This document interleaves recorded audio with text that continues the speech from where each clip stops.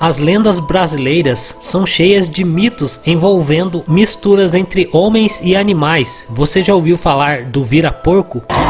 O vira-porco seria um tipo de lobisomem, só que um homem misto com javali ou porco. Essas lendas existem desde o período da colonização brasileira, inclusive são relatadas oficialmente em bibliotecas e registro de academias de letras. Vamos ver algumas dessas histórias do tal do vira-porco. Eu pesquisei bastante e o resultado vocês vão ver nesse vídeo. Um inscrito me pediu para contar uma lenda de um tal vira-porco. Eu pesquisei bastante e me impressionei o quão envolvente é essa história, baseada em fatos reais que daria um filme cheio de mistérios e reviravoltas. Então se acomode, pegue sua pipoca que vai começar mais um Play Histórias. Um povoado com medo e atormentado nas noites da cidade de Viana, Maranhão, entre 1925 a 1950. Os boatos era que um tal de vira-porco assombrava as ruas de Viena. O suspeito era um homem que residia numa casa de palha com jeitos e hábitos estranhos chamado João Raimundo Escobar. Diziam que à meia-noite, nas sextas-feiras sobre a penumbra da noite, ele se transformava num misto entre homem e porco andando pela cidade à procura de algum desavisado para atacá-lo. Para entender um pouco desse mito temos que voltar no período da colonização do Brasil, tempo em que veio a lenda juntamente com os na época escravos africanos, onde se dizia que através de algum feitiço ou maldição homens eram transformados em porcos ou javalis.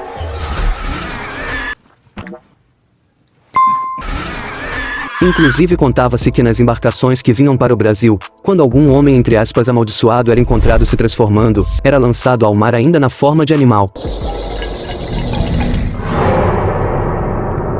A crença inseriu-se na cultura e folclore brasileiro, sendo mais conhecidas no Maranhão, interior do Pará, e até algumas cidades de São Paulo como Taubaté.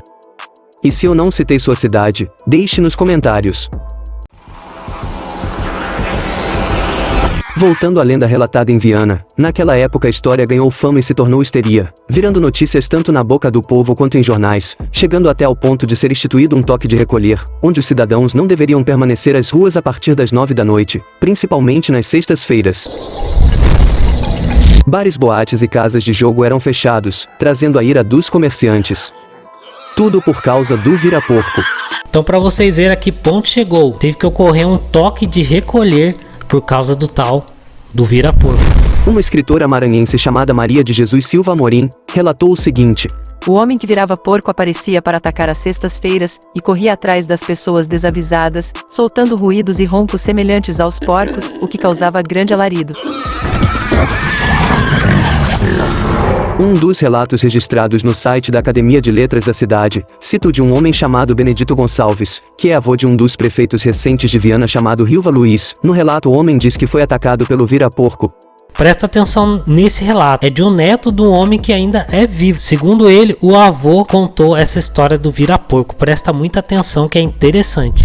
Certa noite, ao voltar tarde para casa, depois de um jogo de cartas, ele se sentia seguido e num determinado momento ele notou um porco enorme no cume da rua, parado olhando para ele, peludo, escuro e assustador. Ele gelou sua espinha de cima a baixo, mas continuou caminhando com a intenção de chegar à próxima esquina, que dava em sua casa. O porco investiu contra ele, e ele correu com todas as forças, conseguindo entrar e fechar o portão rapidamente, e o monstro seguiu adiante. Já esse segundo relato fala de um ataque de um suposto vira-porco num tal de Inocêncio, só que depois vocês vão ver no que vai desencadear essa história. Já outro relato que encontrei em um blog, contava de um homem chamado Inocêncio, que ao ir embora de uma boate bêbado, não teve a mesma sorte. Diz o relato que ele numa esquina deu de cara com o vira-porco, o qual o encurralou em um beco onde levou uma surra do bicho, sendo salvo por moradores que ao ouvir os gritos, saíram e espantaram a fera. Eu procurei saber mais e pesquisei pessoas da cidade no Facebook. Encontrei um senhor que se interessou em me ajudar e com muito entusiasmo me deu uma versão interessante mostrando outro ponto de vista da história. Nesse segundo relato, eu abri fóruns no Facebook para tentar encontrar informações. O homem não quis se identificar. Ele falou que ele é muito conhecido, então ele não quer gerar polêmica. Mas olha a versão da história que ele me contou.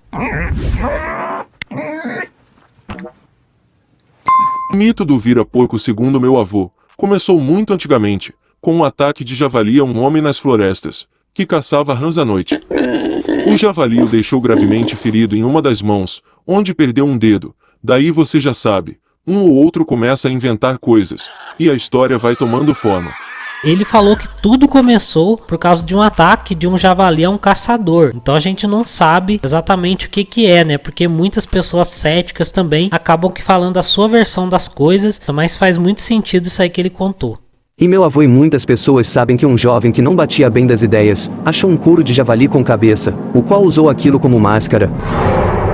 Foi onde a arte começou. Ele saía nas noites escuras, naquele tempo sem energia elétrica. Ele se divertia com aquela cabeça de couro de javali, se ocultando nos becos, debaixo de escadas, em esquinas espreitando pessoas para assustar. Dizem que ele não se conteve em agir sozinho, e contou para alguns amigos, o qual também participaram da brincadeira.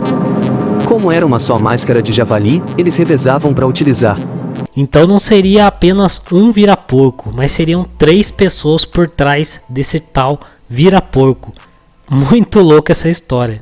Certa vez um deles ficou espreitando um homem para se vingar de uma discussão. Tudo indica que esse homem era Inocêncio, na época também muito jovem, e por causa de uma desavença sem saber se tornou uma vítima real do ataque do cabeça de porco. Vocês lembram do segundo relato do tal do Inocêncio? Então ficou conhecido como ele tivesse levado uma surra, né? Fosse um ataque do vira-porco. Mas aí esse rapaz falou que era um acerto de contas, uma vingança desse cara aí que vestiu a máscara e foi atacar o rapaz que era o tal do Inocêncio. Depois do ocorrido, o pânico novamente tomou conta da cidade, que não sabia que o vira-porco era nada menos que Baderneiros.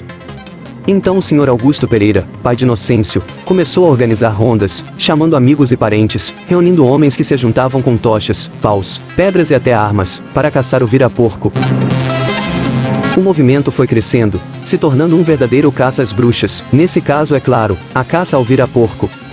Desde então, a partir desta reação popular, com medo de levar um linchamento da população, fez questão de sumir e não voltou mais a apavorar moradores.